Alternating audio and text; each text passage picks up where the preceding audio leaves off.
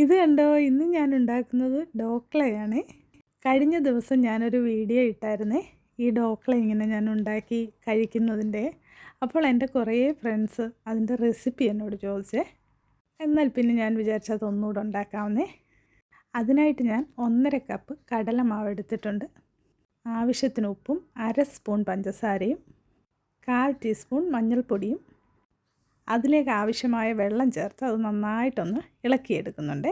നന്നായിട്ട് ഇളക്കിയ ശേഷം അതിലേക്ക് ഒരു ചെറിയ പാക്കറ്റ് ഈനോ ആഡ് ചെയ്ത് കൊടുത്തിട്ടുണ്ട്.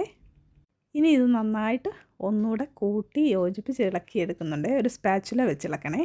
അപ്പോൾ അത് നല്ല ഫ്ലഫി ആയിട്ട് കിട്ടിയിട്ടുണ്ട്. ഇനി ഒരു പാത്രത്തിലേക്ക് ഓയിൽ നന്നായിട്ടൊന്ന് സ്പ്രെഡ് ചെയ്ത ശേഷം ഈ ബാറ്റർ ഒഴിച്ച് നമുക്കൊന്ന് സ്റ്റീം ചെയ്തെടുക്കാമേ. ഒരു 20 മിനിറ്റ്സാണ് ഞാനിത് സ്റ്റീം ചെയ്തിട്ടുള്ളത്. ഇനി ഇതിലേക്ക് ഒന്ന് കടുക് പൊട്ടിച്ചെടുക്കണേ. അതിനായിട്ട് ഓയിലൊഴിച്ചു 1 സ്പൂൺ കടുക് ഇട്ട് കൊടുത്തിട്ടുണ്ട്. അതിനുശേഷം 2-3 പച്ചമുളക് അതിലേക്ക് ഇട്ട് കൊടുക്കുന്നുണ്ട്. ഇനി ഒരു 1/4 കപ്പ് വെള്ളം അതിലേക്ക് ആഡ് ചെയ്ത് കൊടുത്തിട്ടുണ്ട്. ഫ്ലെയിം നന്നായിട്ട് കുറച്ച ശേഷം വേണം ഇത് ചെയ്യാൻ.